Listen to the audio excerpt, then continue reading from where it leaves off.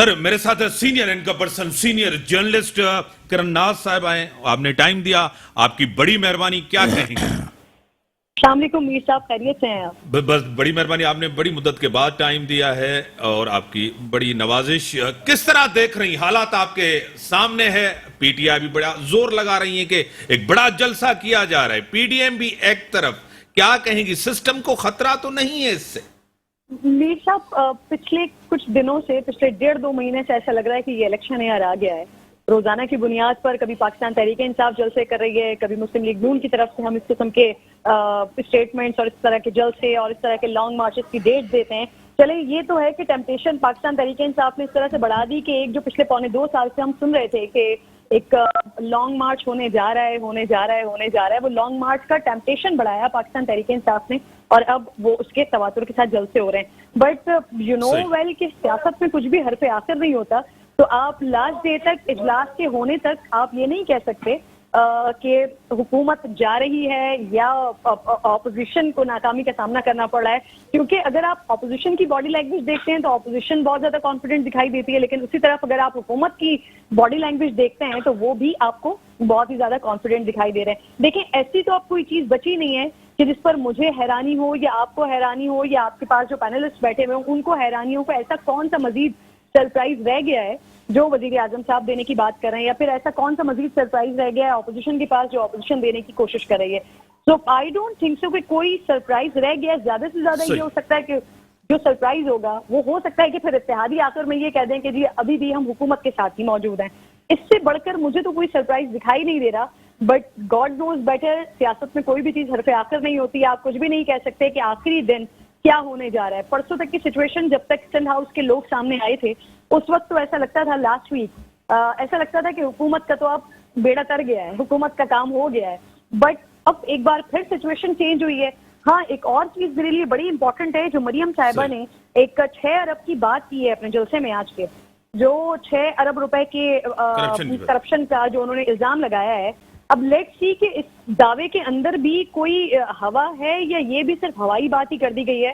جس طرح سے پچھلے دنوں مجھے یاد ہے احمد حسین دیہر صاحب کل انفیکٹ میرے پروگرام میں موجود تھے, وہ بھی یہی کہہ رہے تھے کہ اب جو ٹرانسفر پوسٹنگز ہوتی ہیں اس میں بڑے پیسے مانگے جاتے ہیں. میں وزیر اعظم تک یہ شکایت لے جانے کی کوشش کر رہا تھا لیکن مجھے جانے نہیں دیا گیا.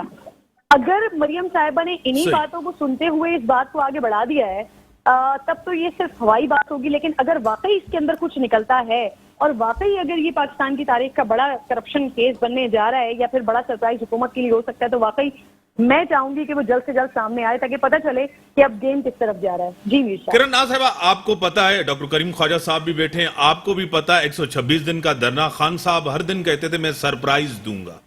کیا سرپرائز ہے اس دفعہ؟ آپ کو خود پتا آئینی اور قانونی آپشنز کتنے حکومت کے پاس اس وقت؟ آپ نے خود کہا کہ پریشر ایک ہے حکومت کے اوپر, بار بار اتحادیوں کے پاس, بار بار ایم کیو ایم کے پاس منانے جا رہے ہیں, کیا کہیں گے؟ جی دیکھیں, پریشر تو اس میں کوئی ڈاؤٹ نہیں ہے کہ پریشر تو اس وقت بہت زیادہ موجود ہے. اگر پریشر نہ ہوتا تو وزیر اعظم عمران خان صاحب جو بہت سارے مواقع پر جہاں ان کو ہونا چاہیے تھا, جہاں ان کو جانا چاہیے تھا, وہ نہیں جاتے تھے. اب آپ کے تمام لوگ سننے والے بھی بہت اچھے طریقے سے جانتے ہیں کہ میں کس طرف اشارہ کر رہی ہوں.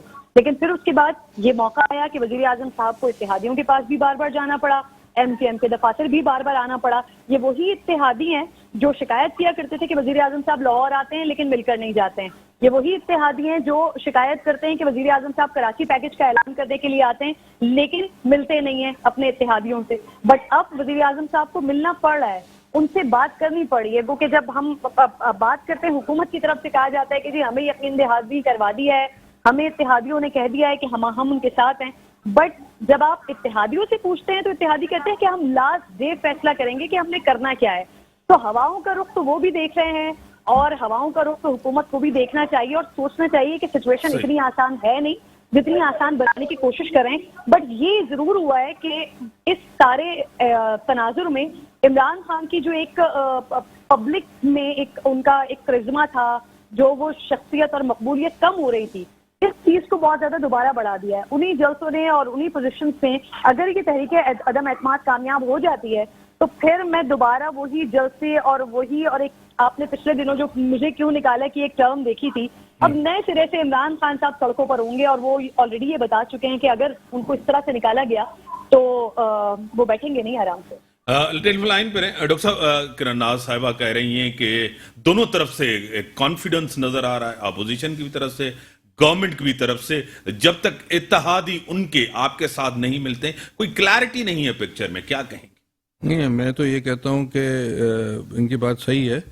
مسئلہ یہ ہے کہ جو اسپیکر جو ہے وہ 28 کو جو اپنا 27 کو جو کریں گے, 26 تو 28 ہوگا, تو 28 کو جو سیشن کریں گے تو اس کے بعد یہ ہوتا ہے کہ بھائی وہ قرارداد پیش ہوتی ہے, جس کو اسپیچ کرنی ہے اسپیچ کرے, 1 دن چلے, 2 دن چلے یا 3 دن چلے.